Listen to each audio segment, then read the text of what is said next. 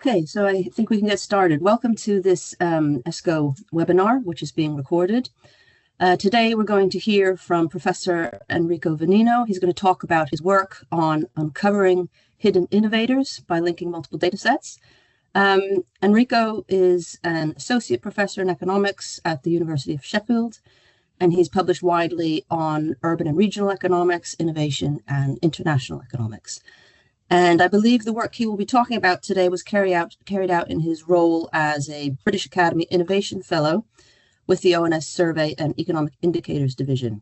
So very exciting stuff here. And Enrico will present for about 40 minutes. We're then also going to hear from Dr. Marta Pakchos, who will discuss the paper after Enrico's talk. Marta is currently working with ESCO on secondment from her role at the Department for Business and Trade, where she leads on their trade modeling work, amongst many other things. And after Marta's discussion, we'll have some time for questions. So please, as you listen here and as we go along, just pop your questions in the Q&A, and we'll do a roundup of them at the end. So over to you, Enrico. Thank you very much, Rebecca. And yeah, good afternoon, everyone. Thanks to all of you attending, and thank you to the ESCO for giving me the opportunity to present today. So as Rebecca said, this is a work that has been funded by the British Academy. And first of all, I'd like to thank as well the ONS Economics, Survey and Economics Indicator team for their support throughout this project. So what we are trying to do in this project is to look at how we could develop more comprehensive measures of private companies' innovation by linking data which are already currently available. So this is starting from the understanding that of the several limitations of current official metrics on firms' innovations and R&D activities. Of course, I mean we usually work in innovation studies and economics of innovation using alternative data sources to try to measure and proxy for firms' innovative activities. But very often these different data sources are used in isolation, are not linked with each other. And we often discuss about the limitations of using one or a different type of data source. This is coming as well from the different shortcomings of the traditional measures that are used in the literature to try to understand what firms do in terms of R&D and innovative activities. One of the main shortcomings, one of the main limitations is that often these measures are grounded on science-based innovation models, which are usually led by R&D investment and other type of scientific or technological advancement. This is, of course, a narrow definition of innovation, in particular after the progress in the literature on the different indicators of innovation that have looked at a much broader definition of innovation, taking into account, for instance, other type of activities such as employee training, such as process innovation, the adoption of new managerial practices, and so on and so forth. In fact, this narrow science-based innovation model definition of innovation is possibly increasingly relevant, less relevant for service-based economies like the UK economy, which are instead more dependent on this other type of latent or hidden innovation, as I was explaining before. The limitations of these measures as well leads to a second issue with current metrics usually used in innovation studies, which is exactly a limited scope in the group and subgroups of companies that are acknowledged as innovation intensive, and on which we mostly focus when we work on this type of data sources.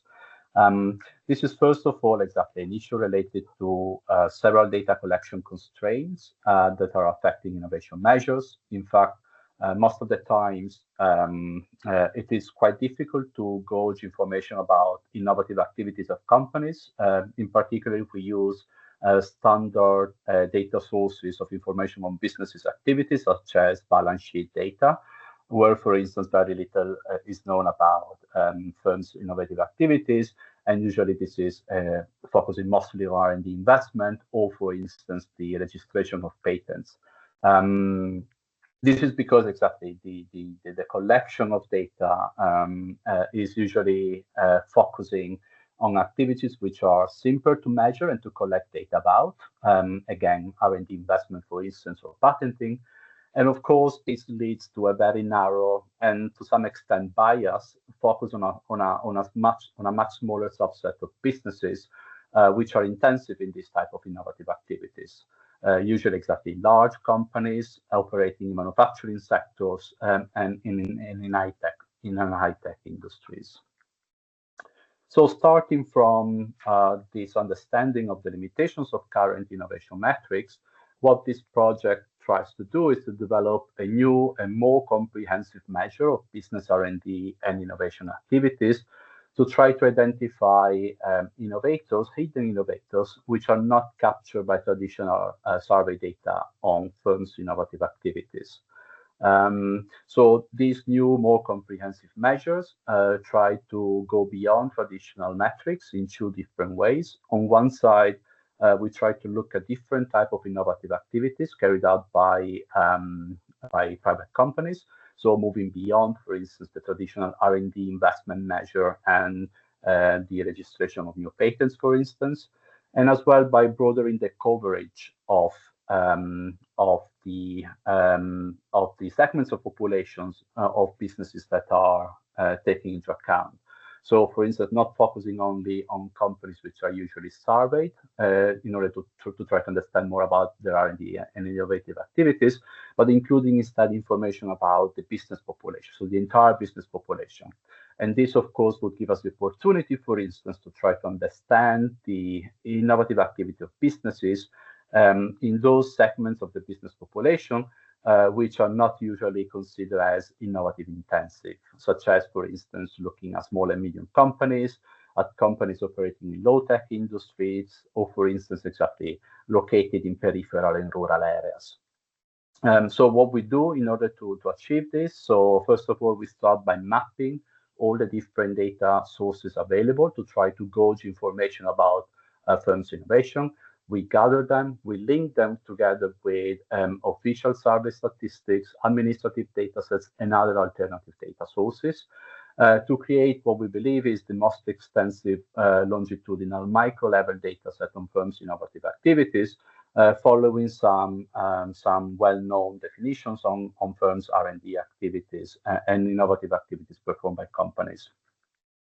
This at the end will give us the opportunity to identify hidden innovators, so firms which are not usually considered innovative according to traditional metrics and survey data, and to analyze as well the innovative activities for the entire business population, to try to compare as well how much the information we know from estimated data from survey data, for instance, compare with instead information that we can gather and collect using administrative data sources.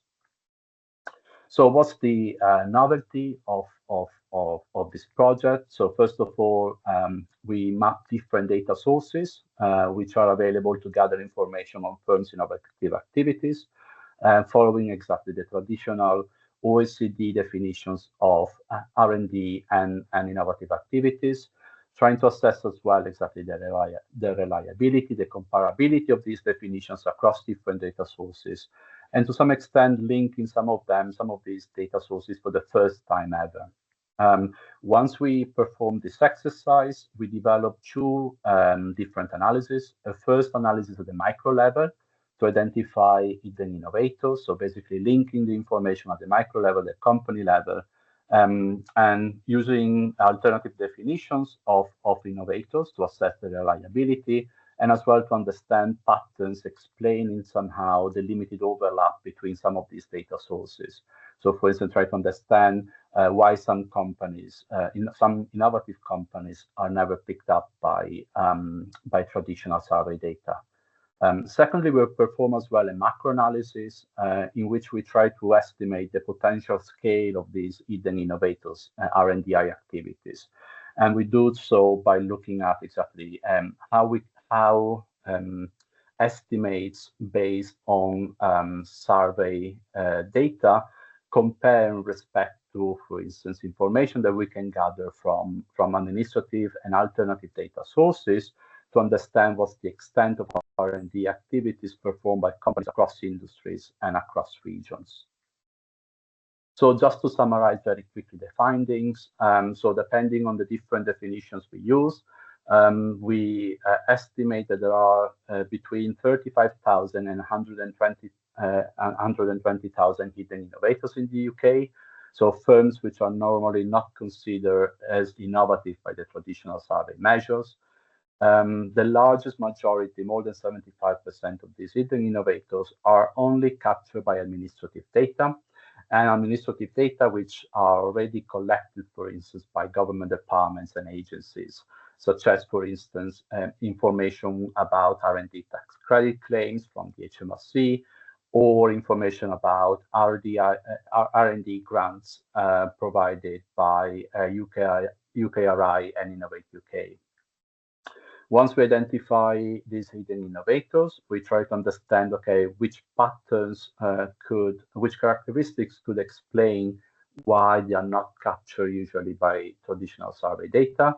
We identify that it is mostly exactly young, small, mostly located in urban areas, and mostly operating in emerging services sectors, businesses that are the most likely to be hidden from official statistics. And we'll see how, in particular, the size and the age of the company is quite important to determine whether exactly a company will be identified as innovative by R&D statistics or not.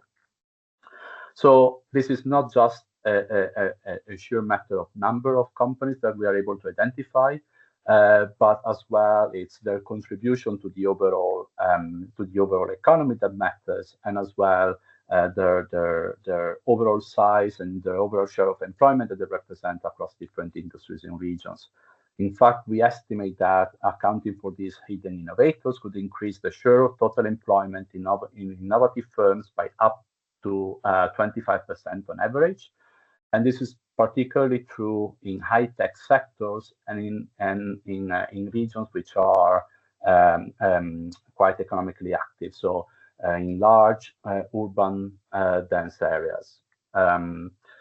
We also perform some analysis, some preliminary analysis to try to understand how administrative and alternative data sources can be used to try to estimate as well the overall contribution of these companies to total investment in R&D, for instance, and how this can be compared with estimates provided by based on survey data, basically. And we show that, again, depending on the definition and the different methodological approach adopted, but considering and taking into account hidden innovators, so using administrative and alternative data sources, we could actually account for up to an increase to up to £20 billion in R&D investment in the UK done by private companies in respect to what the official estimates usually provide. So let's start with the empirical analysis. So first of all, as I said before, the first step of the analysis was to try to map all the different data sources available, which could be used in order to try to identify and gather information, collect information about private companies' R&D investment, and as well other type of innovative activities in the UK. So we mapped more than 10 different sources of longitudinal micro-level data at the firm level for UK business R&D activities over a period of 8 years between 2015 and 2022. So we identified these different data sources following the OECD Oslo and Frascati manual definitions of what represent an R&D activity or an innovative activity. So we, broadly speaking, map these different data sources in 3 groups. So first of all, we have official surveys data, and for this group, we mostly rely on the ONS flagship Business, Enterprise, and Research and Development survey, so BIRD survey, which samples every year a few thousand companies which are known to be intensive in R&D activities, collecting information, for instance, very detailed information, for instance, about their R&D investment, the composition of the R&D force, labor force, and so on and so forth. Alternatively, we could use as well the UK Innovation Survey, which is directly linked to the European Union Community Innovation Survey, which instead collects data every other year. And exactly in some robustness analysis, we do use this second alternative data source of survey data instead of BIRD. But primarily the main analysis that I will present today will start from the ONS BIRD survey. On top of that, we start mapping other data sources, in particular administrative data sources, which are gathered and collected by government departments and agencies to try to gather information about R&D and innovative activities of companies. First of all, for instance, we use the HMRC R&D tax credit data, collecting all the information about exactly all companies claiming R&D tax credit in the UK. We complement that with information from UKRI and Innovate UK on the national level support for R&D and innovative activities provided through research grants, feasibility studies, innovation vouchers, and so on and so forth. So providing detailed information about all the companies involved in supported activities. We have as well information about public support for technological adoption, in particular by gathering information on catapult support. And here we have information about exactly all businesses that engage with the catapult network in order to have access to R&D and innovation facilities, or as well, for instance, to do feasibility studies for the adoption of new technologies. We move beyond as well the national support, and we look at the regional support provided in particular by the developed nations to businesses engaging in innovation and R&D activities. In particular, we look at information from the Welsh government, from Invest Northern Ireland, Scottish Enterprise, and other agencies in Scotland, such as HIENT and Interface, providing support to businesses to do R&D and innovative activities. We don't take into account just information about support for investment and R&D and innovative activities, but as well we try to gather information about innovation outputs. And in order to do that, we gather information from the Intellectual Property Office about intellectual property rights registered by UK businesses. And in this analysis, for now, we just focus on patents and design, but we do have as well information about trademarks, for instance.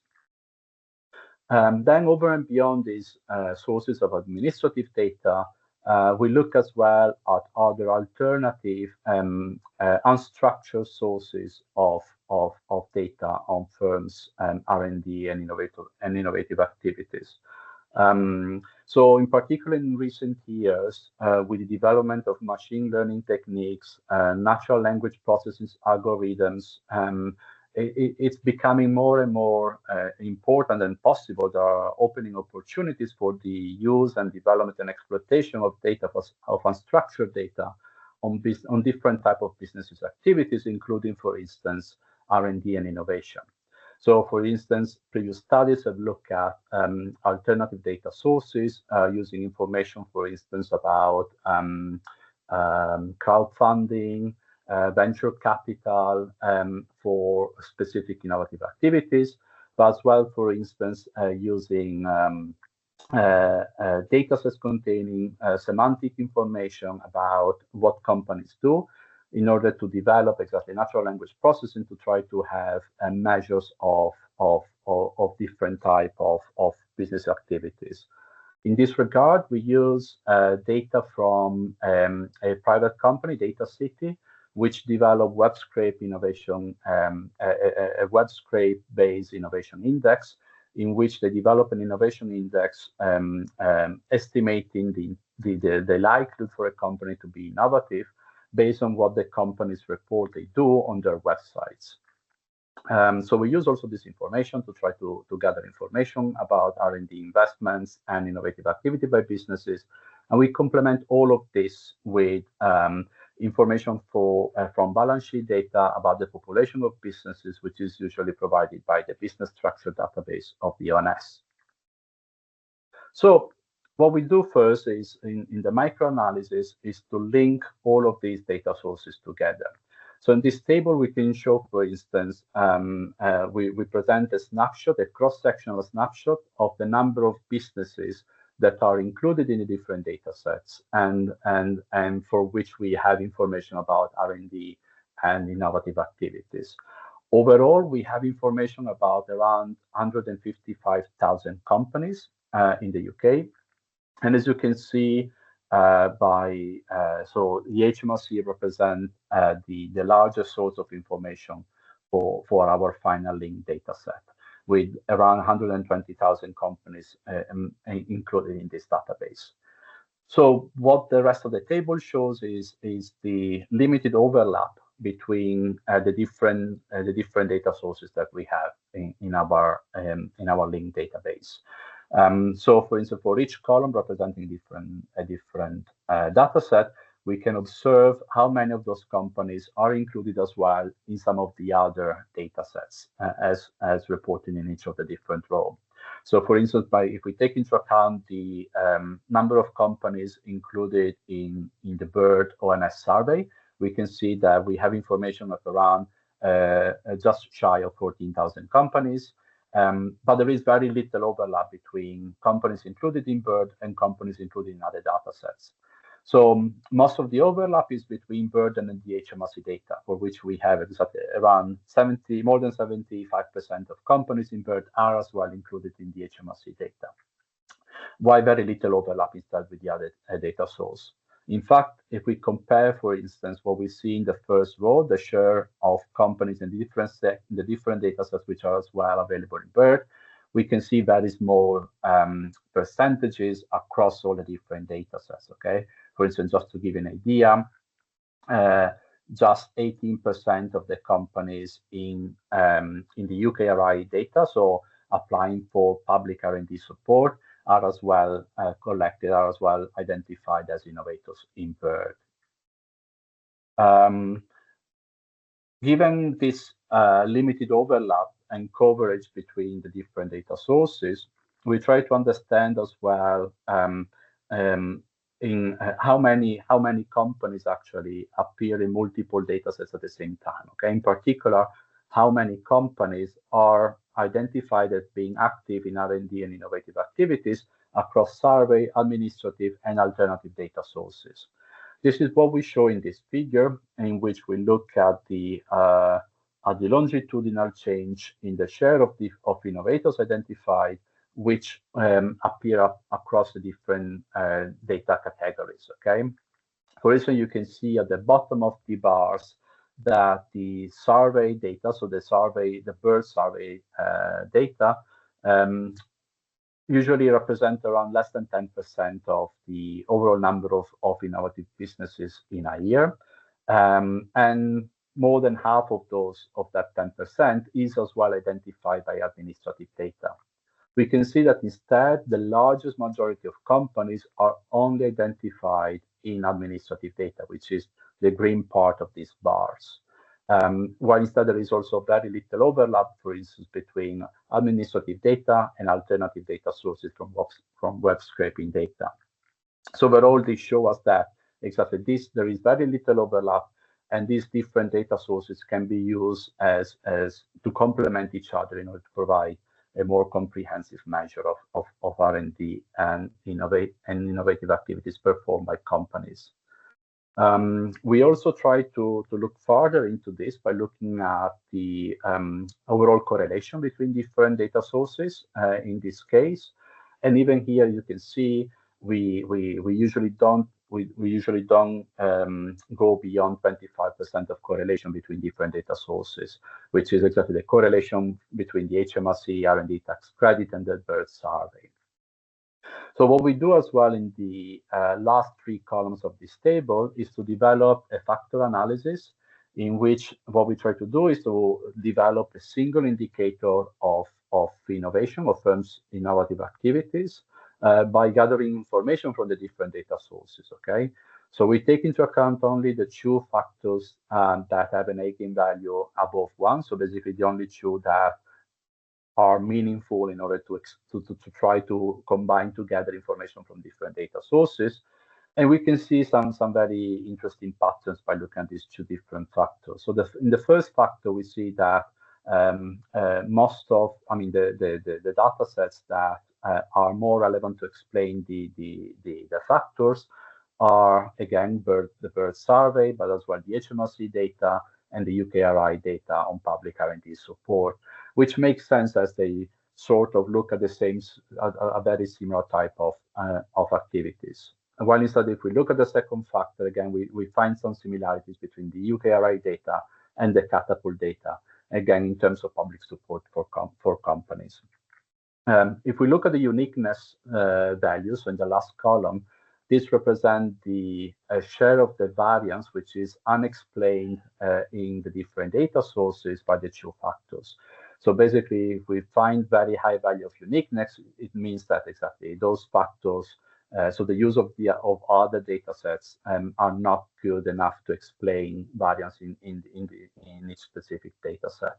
We can see particularly high value here, especially for the alternative data city data, the DCT, and as well for the regional support, meaning that exactly these two different data sources represent and probably identify companies which are particularly unique and different in terms of the R&D and innovative activities that they perform. So given this exactly very limited overlap across different data sources, and given the fact that as well we have lumpiness in the and a lot of attrition in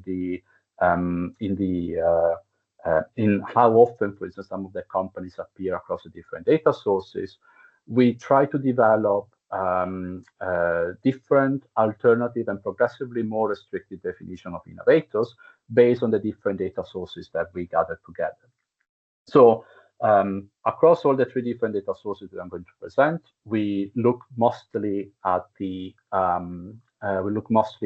we start from the survey data. So we start from the companies that have been identified by the survey data as innovators. And then we add on top of that information about other firms that are being gathered from administrative data or alternative data sources. So in the broadest definition, the all HMR, we include and we define as innovators any firms appearing in at least one of the data sets, one of the data sources that I discussed above, at any point in time, and we classify them as innovators. So if you appear in even just one of these data sources, even just for 1 year, we will consider that company as an innovator for the rest of the time period. We recognize that this is a very broad definition, and this might be as well exactly affected by different limitations of the data we are currently using. In particular, this might be problematic if some of the administrative and alternative data sources that we use might identify companies as innovators, even if they're not really engaging in any innovative or R&D activity. This is an issue particularly possibly for the HMRC data in our administrative data.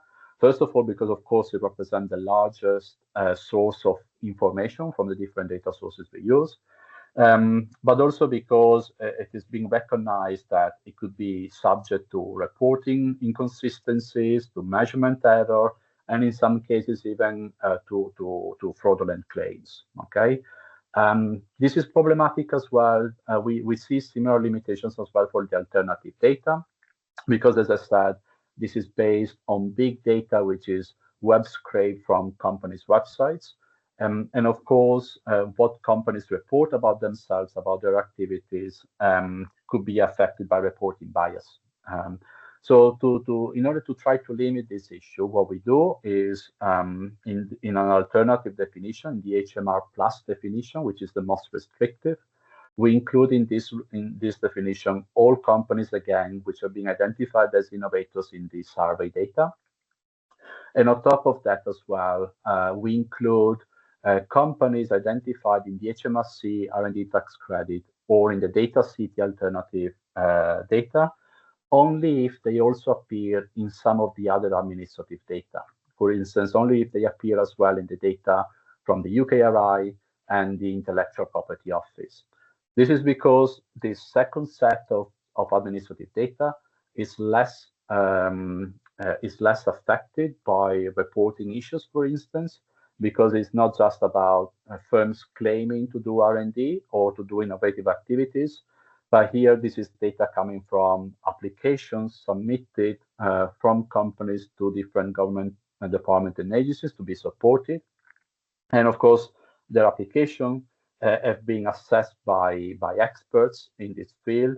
And so basically there's been some sort of a validation of the scientific and technological merit of their applications. So of course, this will restrict significantly the number of businesses considered as innovative.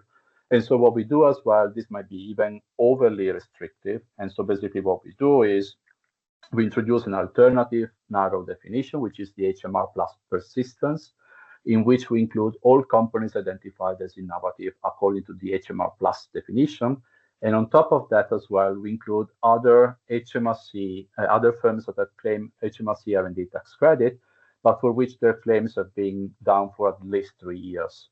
So basically giving us an indication that the innovative activity is persistent over time. Okay, so to some extent, given the idea that exactly this is much more in line with what we would expect as a behavior of an innovative company. So using these definitions, we look at how many different innovative companies are we able to identify. And as I said before, starting from the broadest definition, the all HMR, we have more than 150,000 companies identified there. The largest majority of them, more than 120,000, are never being identified as innovative in traditional survey data, especially in the bird survey data. Okay, and these are the set of companies that we define as hidden innovators. Okay, so companies that appear to be doing R&D and innovative activities according to administrative and alternative data sources, but which instead have never been captured by the OMS bird survey. We try to look at how these numbers change depending on the different definitions. So you can see that, for instance, if we use the most restrictive definition, the HMR plus, the number of innovators identified is much smaller. It doesn't go beyond 60,000 firms, and also the number of hidden innovators in this case is much smaller. It's around 35,000. Okay, and of course, instead with the HMR plus persistence definition, which is somehow midway through the two definitions, we find we identify around 100,000 companies which are doing or are identified as being innovative, and for which we have around 60,000, more than 60,000 companies which are hidden. So based on this, in the interest of time, I will skip to the next slide. So based on this very limited overlap between survey data and administrative data, what we try to do then is to try to understand if we can identify patterns that might explain why so many companies are hidden innovators. So why so many companies are not identified in the bird official statistics. So what we do is we develop a regression analysis in which we model the likelihood, the probability of being a hidden innovator based on different characteristics of these companies, taking into account, for instance, factors such as the industry in which they operate, their size, their age, so the stage in their development, or as well, for instance, the location in which they operate. Okay, and we try to understand exactly which of these factors is more or less relevant while controlling as well for all the other factors at the same time. So we start to identify some very interesting patterns. First of all, exactly, it is mostly very young firms with less than 5 years of age, which are much more likely to be hidden innovators. And in particular, it's the micro and small businesses, so those with less than 10 or 20 employees that are much more likely to be hidden innovators. In terms of their geographical distribution, we see that in particular, companies operating in the above nations, mostly Scotland in particular, seem to be more likely to be hidden innovators, but also companies in England are quite likely to be hidden innovators. In terms instead of the industrial distribution, it seems that exactly it is mostly companies in the service industries, both in knowledge intensive and in non-knowledge intensive industries that are much more likely to be than innovators. And here we can think about exactly sectors going from public services sectors such as health and education, for instance, but as well other service sectors such as transportation, for instance. So, if we exactly taking together what we can learn from this micro level analysis, is that exactly our results seems to point to a systematic difference between companies that are usually surveyed by Bird survey, and companies that instead appear as well as innovative using administrative and alternative data sources. So to some extent, this points to the direction that exactly only using survey data might not be enough to capture the entire spectrum of innovators in the UK. However, I mean, moving beyond this micro level analysis, this might not be relevant if what we capture is just a much larger number of innovative companies in the economy, but for which their contribution is very narrow, it's very small, okay? This is because exactly traditional surveys, innovation surveys such as Bird or even the UK Innovation Survey are designed to produce representative estimates of the innovative activities of companies at the aggregate level, right? And so basically what they do, they achieve this by sampling in particular and covering mostly large and more R&D intensive firms, and using this information in combination with weighting, imputation, and other statistical procedures to try to give us an overview of the overall population of firms, and as well about their R&D and innovative activities at an aggregate level. Okay, so if this process is sufficient, then we wouldn't expect to have big discrepancies between exactly what is the, for instance, the share of employment in R&D and innovative activities firms, or the total amount of R&D investment estimated using information from the survey data, and instead what we can see, what we can gather and measure using administrative and alternative data sources. So in order to try to understand whether there is this discrepancy between estimates based on survey data and what we can capture instead with administrative data, we develop a macro level analysis in which we follow the same statistical procedures that the ONS performs in order to make Bird representative at an aggregate level, and to try to compare exactly how those estimates compare with the administrative data. So Bird is representative at what is usually defined as a Bird cell strata level, which is basically a combination of industries or products, company size, and location in terms of in which nation the companies are located. So we perform the same type of aggregation, following the same weighting and statistical imputation and processes that the ONS does. And then once we have the estimates from BERT, we compare them with the administrative and alternative data sources. This is what we do here, for instance, in this scatter plot, in which basically each dot, each bubble represents one of these BERT cells, one of the different strata at which the BERT data is representative, with the different size of the bubbles representing the size band of companies, so from micro to large companies, and which the different colors instead represent different industries, taking into account exactly manufacturing services, low tech, high tech, and so on and so forth. On the horizontal axis, we have the estimate of the share of employment in innovative companies according to the survey data, according to the survey estimates, sorry, so coming from BERT. And on the vertical axis, instead, we have the share of employment in innovative companies according to the administrative and alternative data sources, following the different definitions that we use throughout. So if we if there's no misalignment, so if exactly the BERT estimates do a good job in representing innovative companies, then we will see most of these bubbles lying on the 45 degrees lines that is represented in the scatter plots, okay? So basically showing no misalignment between the two different measures. If instead exactly we would expect the BERT survey to overestimate the amount of employment in innovative firms, we would expect those bubbles to lie above the 45-degree lines. And indeed, this is what we see on average across the broadest and the most stringent definition. So on average, we always see that exactly the BERT survey underestimates the total share of employment across different industries and size bands.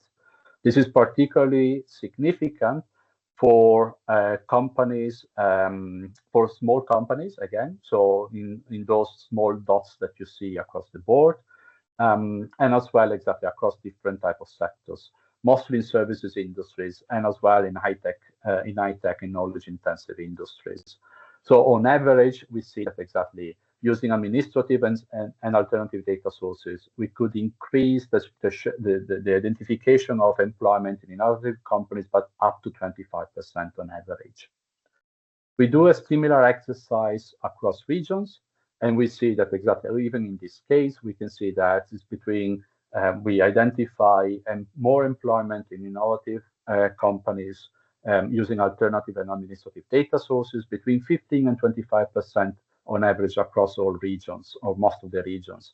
And this is particularly true for active regions, so for large regions, which in this diagram are represented by large bubbles, which is basically the size of the region in terms of the number of businesses. So it is mostly in those regions with a large number of companies. We perform as well some analysis to try to compare as well the estimates of total R&D investment performed by companies according to the survey data, and compare them with instead what companies report in terms of R&D tax credit they claim using HMRC data. We complement this with the different definitions of R&D and innovative companies that we have used throughout, in order to provide estimates of, okay, to what extent hidden innovators might contribute in terms of R&D investment, which is not already captured by the estimates based on the survey data. So the blue line in this case is the intramural R&D investment estimated using BERT. And instead, the other lines are different measures based on how much companies claim in terms of R&D tax credit from the HMRC, which are the solid lines. And instead, the dashed lines are estimates when based on the triangulation of data from the HMRC and as well from BERT data. So again, depending on the different definitions, we could see that we might underestimate R&D investment by private companies by up to £20 billion if we take the broadest definition of innovators that we develop in this analysis. If instead we use the most conservative one, the HMR plus, which is the green dashed line, we can see that in that case, the misalignment between R&D investment estimated using the bird survey, and what we can gather from administrative data and alternative data sources is not that different, okay? So they seem pretty much in line with each other. So just to conclude, what we provide here in this project are insights from an extensive data linking exercise, bringing together survey, administrative, and alternative data sources. We show that by relying on survey-based measure and just using, for instance, isolated data sets, tend to capture only a very narrow subset of innovative businesses in the UK. So in particular, the administrative data could expand the coverage of R&D and innovative active companies, but of course with some caveats, while instead the big data can be used to complement this information, in particular with more actual information about startups and emerging and companies in emerging industries. What's the final result? At the end, once we consider all of that, and we consider as well the magnitude of this phenomena, it seems that the distribution of innovation, of private innovation, is even more clustered, in particular in knowledge-intensive services and in dense urban areas. Beyond exactly what we can learn in terms of from an innovation study point of view, basically this exercise shows as well the rationale for more extensive innovation data linking, not just for innovation, but more broadly speaking for other type of data as well. So for instance, that we could, from an innovation point of view, we could significantly improve the coverage, the accuracy, and the granularity of official innovation data at basically no cost, because these type of data sources are already being collected and gathered by government department and agency. This, of course, would improve the design and target of policy intervention and as well of academic research. And exactly moving beyond innovation, this type of exercise shows that the need to improve traditional statistics, fostering stronger collaborations, for instance, between the Office for National Statistics and the different government departments, which could provide the data, the administrative data that they gather for their own operation. So thank you very much again for your attention. I now leave the floor to Marta, and of course, I'll be happy to answer any questions you might have later. Thank you. Thank you very much, Enrico. And Marta, you can provide your comments. I just wanted to mention, please do type your questions in the Q&A box. Over to you, Marta. Great, thank you. Thank you, Enrico, and thank you, ESCO, for offering the chance to discuss this really super interesting work. So let me just pull up my slides, and I'll make sure that you can see them. Yeah, everybody can see them. Okay, great. So in the interest of time, let me just jump quickly to a couple of discussion points. So what I want to talk through is I don't want to give you a brief overview of the paper that Enrico just presented. So he's been talking for the 40 minutes, you know the details. So I want to skim through that quickly, but I want to discuss a couple of discussion points around definitions and thinking what is important if you think about using this data set for maybe your own research. And I want to throw a couple of maybe potentially interesting research ideas that came to my mind when I was reading this paper and looking at this presentation. So basically, back to what Enrico paper does is that there's this core question about whether there are many companies that are doing some sort of R&D and that they are not captured in traditional ONS R&D surveys. And because Enrico is a good economist, he's asking also, well, if the answer is yes, should we care about it? Is it economically meaningful, this gap?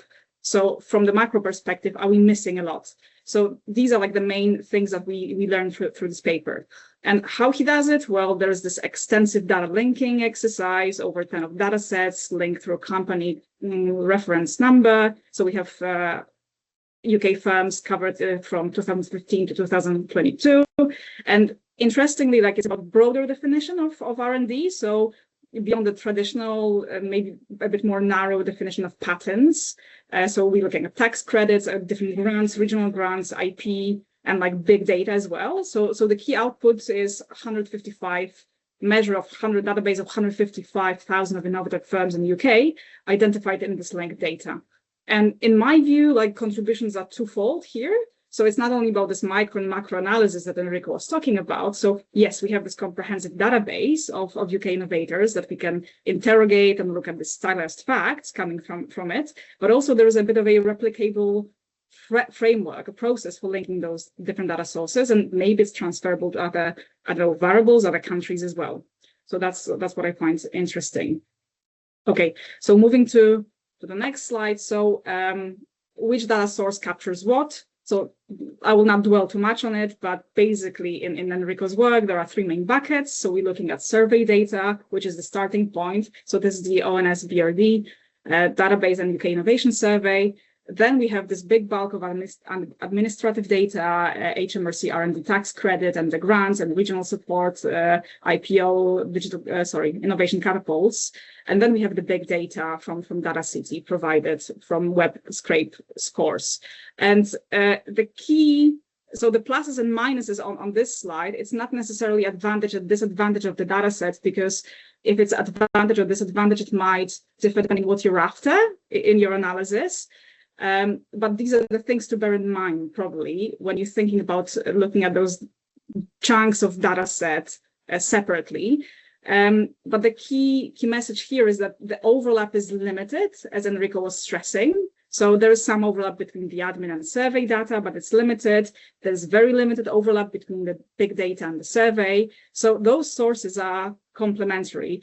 And one point that I like, it really was important to me reading the work, is that, with maybe sometimes difficulties in the access to the administrative data or even survey data, many people will want to turn to web scraped innovation measures and variables created in that way, which is all good, depending on your research question, because you need to bear in mind that this will not be representative of the whole universe of innovators. And this research makes this point very clearly. Okay, so moving on to the key findings. So on the scale of the hidden innovation, so as Enrico just covered, so they come up with three definitions of innovator, and depending on the definition, the scale of hidden innovators differs, but it's between 35,000 to 120,000 firms. Bulk, over 3/3 of that coming from the administrative data only. And who are those hidden innovators? Well, young firms, small firms, interestingly, services firms, usually in the frontier services like fintech or creative or digital, and mostly in urban locations. And on a macro level findings, we learned that, well, this gap, those hidden innovators matter. It's economically meaningful gap. So they could increase the employment share of innovative firms by a quarter, mostly located in those high-tech manufacturing, knowledge-intensive services in prosperous regions. And also the investment gap can be up to £20 billion compared to the official R&D estimates. So let me move on to discussion slides. So first of all, some general thoughts on what's worth to bear in mind. So on R&D definitions, to be fair to Enrico, I think he covers that in the presentation and in the paper as well, that tax credit might not be the genuine R&D. So you need to be careful with your definitions. Web scrape definitions of innovators, there might be different motivations behind why companies portray themselves as innovators. They might be, raising money. So it's sometimes it might be more about visibility than innovation. So once working with this data and creating maybe even your own definitions of innovators, you need to be mindful of that. What caught my attention was this persistence puzzle, and I'm not sure how much you covered that in the presentation, Enrico, but that's definitely in the paper, that most of, over half of R&D tax credit claimants, they don't appear there for more than 2 years. And this is a bit at odds with our thinking about the R&D that should be a bit more long-term. So what can explain that? And is that a maybe fertile area for exploring in a data set and for research later on? And then in terms of procedure and your process transferability, can we extend that to the other countries? That's something that is very, very interesting. And then finally, very importantly, on survey design. So is there a potential to use this admin data for improving maybe sampling frame in the future? And then just to focus on the value of this data for the future research. So from what I understand, like thanks to Enrico's work, like there is a bit more aggregated version of this data set that is accessible, and you can access it under this link for the microdata access. I understand we need to get in touch with you, Enrico, directly. But to me, it's really fascinating because it potentially allows to track firms across different support types. You know, linking can also allow to follow firm outcomes in BSD and LBD data sets, and like try to understand, it can allow us to try to understand a bit of success patterns across innovators. So what I mean specifically by that, so a couple of potential research questions about maybe R&D support trajectories and performance of firms. So like, can we tell something about firms systematically graduating across different forms of support? Is there like a natural pecking order, or are those types of support complements or substitutes? Does any sequencing matter for firm outcomes? Or maybe it's completely flawed way of thinking about how firms use R&D support, and like, you know, if there is no sequencing at all. I think it's also very interesting from, you know, looking for growth, like policy, looking for boosting growth and productivity perspective, the angle of young firms and R&D dynamics. So what predicts success among young innovators? What's this persistence puzzle? So what happens to firms when they stop R&D support, like or receiving R&D support? Like, do they shoot off and do very, very well, or maybe there's some falling off the cliff? I mean, I don't know. That's very interesting. What I find really interesting in this work is also this uncovering of services side innovators. So is it the case that manufacturing versus services pathways in terms of innovation, are they different? Are they same? I mean, UK is services-based economy, so what works in services? I think that's like a very interesting question that can be maybe a bit more explored here. And finally, because it's relatively long time periods, I mean, do we see any post-pre-Brexit R&D trajectories? Maybe there is something interesting in there. So that's just throwing a couple of, you know, ideas, and I'm very keen to hear your thoughts and like other people in the audience thoughts on like how this data set can be used further. But that's all from me, and thank you so much. And thank you, Marta. Thank you, Marta. That was great. So, Enrico, you may of course want to come back on some of these points, but just to throw in a couple of other questions that have popped up, and then maybe you could respond to the lot at the same time. Just I'm aware of the time. So one of the things Marta raised is on R&D definitions, and Adam Dutton's picking this up as well in the Q&A. What exactly is, you know, your broad definition? What is that capturing? And I guess, you know, I noticed on one of your earlier slides, you mentioned the OECD, Oslo and Frascati definitions, and you suggested that all of the data sets fell within this definition. And I was wondering whether the Data City indicators would actually do that. Another thing Marta picked up on, you know, could you be using the admin data as a sampling frame? I mean, I really thought it was really very useful to see your macro analysis, because of course, in some ways, of course, you're going to find more innovators if you look at a bigger population, right? The bird survey is a survey.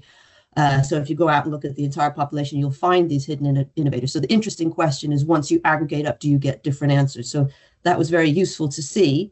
So I guess the question then becomes, do you have a sense of, you know, the extent to which the difference in your numbers and the official numbers come from simply, you know, the sampling frame being different, or, you know, basically not covering particular groups? I mean, you mentioned, for example, young firms being very important here.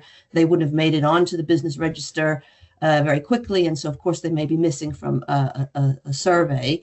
And how much of the difference in the numbers is coming from that you are using this other definition of innovation? And final point, just to add to this as well, when you create your investment figures, I was just wondering, how did you do that? How like, I don't know if you included the Data City numbers in there, but how would you turn that into a pound number? And I wasn't necessarily following that. So great if you could come back on some or all of these points. Yeah, no, thanks. Yeah, both Marta and as well Rebecca and all the audience for the question. So yeah, very quickly, I'll go through some of the issues. So about the R&D definition, yeah, it is. So we select the data sets based on the R&D and innovation definition used by the OECD in the Frascati and Oslo manual. This is more tricky for the data city, as you mentioned. We don't know exactly how the data city innovation index is developed, right? So this is explained and provided by data city, but we don't have access, of course, to what's going on in the algorithm in the black box, right? So to some extent, we don't have total control over that. But we know that what they do as well is they triangulate some of the data from the web scrape information from other publicly available sources of information on firms' innovation, for instance.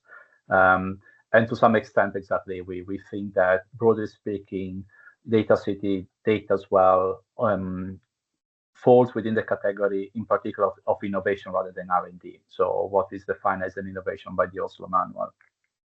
In terms of the sampling framework, so yes, so the ONS have gone through a transformation of the bird survey post-COVID, in particular during 2021 and 2022, because they recognized that exactly it had limitation in the way in which they were sampling firms for the survey. And they started using much more data, administrative data, in particular the HMRC data, in order to expand their sampling. Of course, I mean, having a look at, I mean, you can expand it, but of course, then it depends on the company's willingness to answer to some of those questionnaires too, right? And the precision that they of those answers. So it seems that there is still a very large scope for improving probably the sampling strategy using not just HMRC, but also, for instance, other administrative data sources, which could give us a better indicator, or exactly to use them in combination, as we did in this analysis, for instance, to try to understand if many of those R&D tax credit claims are indeed a proxy for R&D investment or not, right? A credible proxy for R&D investment. Finally, in terms of investment, yes, exactly. The problem is that, in particular for companies which are not in the HMRC R&D tax credit, we don't have figures about how much they invest in R&D, right? So basically what we do is we use information about companies that overlap between BIRD and HMRC, in order to understand what's the extent, so what's the ratio between how much they claim in R&D tax credit and how much they report in terms of R&D investment. Then we use the same weighting strategy that the ONS uses in order to make the survey data representative at the more aggregated level, and we do so with that specific number that specific ratio that we identify by comparing HMRC data with BIRD data. So once we have a median level of investment for each BIRD cell, we apply it throughout the different definitions, and we expand it to basically to all the companies that we identify as innovators according to the different definitions, based on this information coming from the triangulation of HMRC and the BIRD data. So of course it is, I mean, affected by many issues, and it is to be taken with a pinch of salt. But for instance, it's quite reassuring that when we use the most narrow definition of innovators, the numbers are not too far away from the BIRD estimates. And again, exactly. So, yeah, of course, if I have to bet a penny, I wouldn't say that there are 20 billion pounds missing in terms of estimates of R&D investment, but probably somewhere in between. Brilliant. Thank you very much. And thanks for all those responses. So we are now over time. So we'll end this meeting. Thank you so much, Enrico, for your talk. Really interesting work. And Marta, for your insightful comments, and for everybody for attending and for their questions. Thank you all. Thank you. Bye-bye.